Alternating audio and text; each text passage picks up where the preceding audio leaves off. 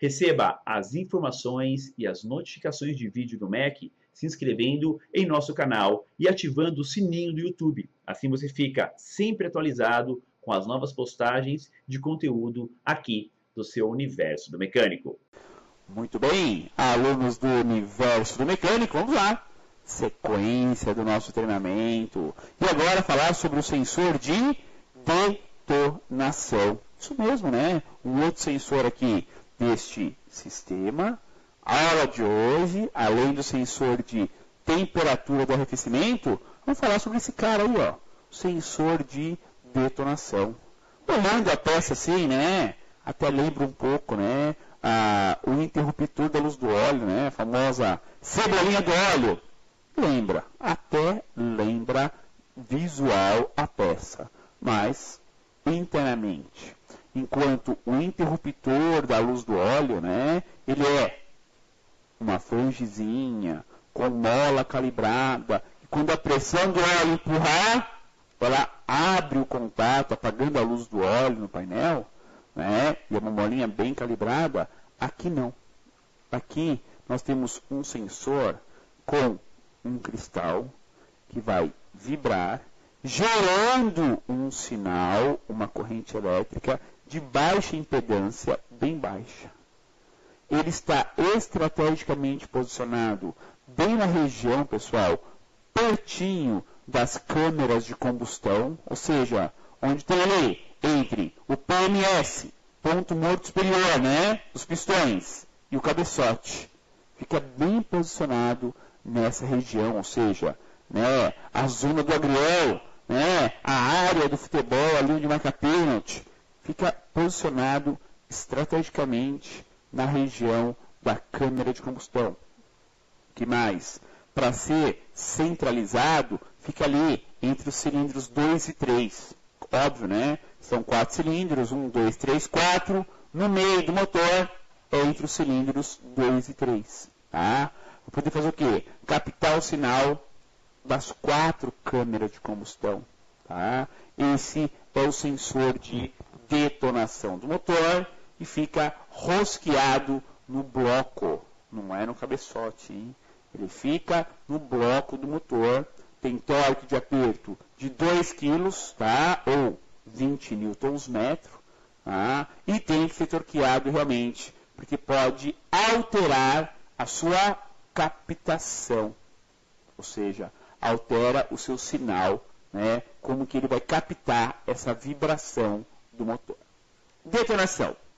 É um sensor com um princípio de funcionamento bem distinto da maioria dos sensores do veículo, pois este é um gerador. Ele emite o sinal. Não precisa de alimentação elétrica, apenas estar aterrado, né, para poder gerar um sinal elétrico, mesmo aí que seja de baixa impedância. Ou seja, não tem fio positivo, não tem fio negativo, não tem nada. Apenas sai dele o sinal elétrico para o módulo da injeção eletrônica. E tão preciso, né, que é esse sinal, e de tão baixa impedância, ou seja, é um valor muito baixo, né, até mesmo em volts, é difícil captar, tá? Se pegar ele em frequência ou no osciloscópio, tá? É muito baixo esse sinal. Tanto é que ele tem um cabo de isolamento, ou seja, ele tem um cabo, né, com uma malha negativa. Ele passa no meio de uma malha negativa, isolada, é claro, mas ele passa no meio para que não pegue, né, campo magnético de outros circuitos, como bobina, alternador, né, que possa influenciar no sinal elétrico da peça. Ou seja, é bem baixo o sinal, é bem sensível, mas não importa. Ele é um gerador de sinal. Tá? Vamos entender mais e melhor, né, sobre a função dessa peça, esse sensor de detonação. Estamos vendo na tela o que? A famosa bobina de ignição, também conhecida nesse caso, né, como monobobina, ou seja, bobina única por cilindro, né? Então temos 4 dessas nesse FIT, tá? Por que eu coloquei a foto da bobina, pessoal, na aula? Porque o sensor de detonação tem tudo a ver com o mapeamento da ignição. Ou seja, esse fenômeno de detonação, né, não vai influenciar, não vai mexer no tempo de injeção.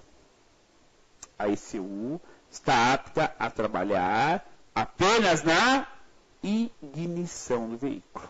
Então vamos entender, claro, mais e melhor, como é que funciona esse sensor e em que ele influencia. Não há ligação com o mapeamento do sistema de injeção de combustível. Sua comunicação com a ECU, com a unidade de controle eletrônico, é direta e relacionada ao mapeamento do sistema de ignição, sempre para diminuir avanços da ignição. Ah, então peraí, esse sensor não é para adiantar o ponto? Não. Não. Esse sensor é para controlar, e obviamente atrasar, diminuir o ponto de ignição. Então não é para avançar. Peraí, agora eu fiquei confuso. Como assim? O motor está funcionando. A ECU automaticamente vai fazendo o quê? A cada rodada, a cada volta do motor, se não tem nenhum sinal de detonação, por esse sensor, ela vai adiantando o ponto. É como se você chegasse lá num carro com um distribuidor e você adiantasse o ponto no distribuidor. Ah, deu uma volta no motor, bateu o pino? Não. Avança meio grau. Detonou? Avança meio grau. Detonou? Avança meio grau. Detonou? Opa, atrasa 1 grau. Pessoal, ela vai sempre adiantando, sempre, o tempo todo. Quando detona, atrasa. Mas espera aí, vai atrasar as 4 monobobinas ou só uma? Ah, aí entra a inteligência do sistema. Você já viu na passada que nós temos sensor de fase. Obviamente, acontece o quê? Detonou, o módulo olha para o fase. Ei, qual foi o último cilindro aí que teve a combustão? Ah, o terceiro cilindro? Na próxima rodada, o ponto do terceiro cilindro vai sofrer uma subtração. Vai diminuir o avanço só daquele cilindro. Mais uma rodada. Detonou de novo. Volta para o sensor de fase. Quem detonou? Terceiro. Atrasa mais uma vez o terceiro. Mais uma rodada. Detonou o segundo. Só o segundo. Ah, é? Vai atrasar o segundo e vai adiantar o terceiro, já que ele não detonou. Pessoal, a ignição fica o tempo todo. Adianta, atrasa, adianta, atrasa, adianta, atrasa, adianta, atrasa. O que se ganha com isso? O motor com o ponto o mais adiantado possível, e isso ganha-se em potência, ganha-se em funcionamento, com a segurança de não detonar, porque a detonação é altamente prejudicial à vida do motor. Claro, graças ao sinal desse sensor. Então, permite sempre que o motor adiante, quando ele dá o sinal, a ECU atrasa. Então, ele não é um sensor para adiantar o ponto, ele é um sensor para atrasar o ponto. Ele vai subtrair da ignição. Bom, aí uma foto bem genérica, da posição que é rosqueado o sensor de detonação, Esse, nessa diagramação básica, ele aparece, ele é um furo e o parafuso em cima.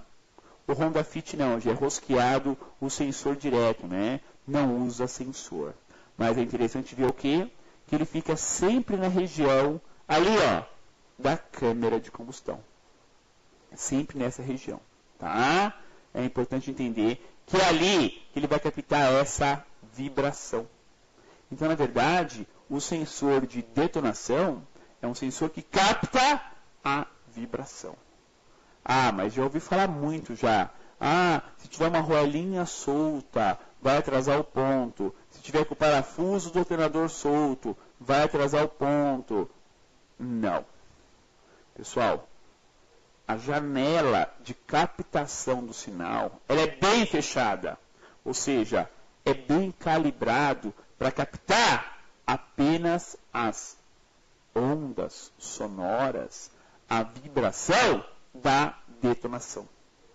Não uma roelinha solta, um coxim solto, um alternador solto que vai ter o mesmo tipo de vibração, de jeito nenhum. Ou seja, é bem fechado na vibração causado pela detonação. Tá? Onde está posicionado? Montado na lateral dianteira, tá? Do bloco do motor, entre os cilindros centrais 2 e 3. Capta as oscilações e vibrações do motor com janelas de captação bem definidos da detonação do motor. O que eu falei, ele vai captar exatamente, né, aquilo que deve captar, para aquilo que ele foi projetado. E a ECU recebe o sinal dele, já vai corrigindo, né, as possibilidades, vai corrigindo já o mapeamento da ignição. Mas é, pessoal, assim, ó, bem focado, bem fechado. Ele vai captar o sinal da detonação. Não é um sinal de uma roelinha solta, de válvula batendo ou coisas do gênero. Ele é bem focado e fechado, tá? Vamos lá. Mais uma foto aqui agora por cima do sensor de detonação, tá? E falar das ligações dele, né? Onde que esse sensor está ligado? Estão pedindo aqui para mim repetir, né? A questão de torque. Então é assim, sensor de detonação, quando vai no bloco do motor, como é o caso, torque 2 kg força-metro, tá? Ou 20 newtons, tá? 2 quilos, que é igual a 20 newtons metro. Legal?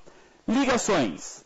O sensor tem a sua carcaça aterrada, justamente para ele poder gerar o sinal elétrico, tá? Senão também não ia conseguir gerar o sinal elétrico. Então ele tem a carcaça aterrada, por isso que a rosca, tudo de metal. Ligação.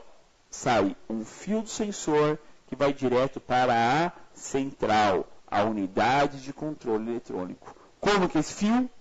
Um fio único. Cor: vermelho / azul. Estão lembrados que é isso? Um fio vermelho com lista azul. Vai ao pino A9. Conector A, pino 9, com malha de aterramento, hein? O que é a malha de aterramento? O fio vai encapadinho, fechadinho, dentro de um outro fio. Uma malha, né? É como se colocasse um fio dentro de um canudo. E esse canudo é uma malha negativa, né? Como é usado aí alguns cabos coaxiais de antena, por exemplo. Tá? Em som também se usa bastante. Qual a finalidade? Minimizar influência magnética externa. Tá? Então, o quanto é importante, pessoal, um sensor simples, mas que altera completamente o mapeamento da ignição. Ainda mais, né, num país que o combustível tem um controle de qualidade muito baixo, é muito comum abastecer um carro com gasolina de baixa octanagem. Gasolina de baixa octanagem faz o motor detonar mais? Ou é a alta octanagem que faz detonar mais? Explicação para vocês. É o de baixa octanagem. Uma gasolina de alta octanagem dificilmente vai detonar, vai bater pino. Uma explicação para vocês gravarem, ó. Alta octanagem, ou seja, tem um alto valor, tá? Uma alta, né, capacidade para não ter a autocombustão. baixa octanagem, tem uma baixa qualidade, vai ter a autoignição, a detonação muito mais facilmente. Tá ok? Vamos aqui, a telinha da unidade de controle eletrônico, né? A central da injeção eletrônica, né? Do Honda Fit, e mais uma dica para vocês.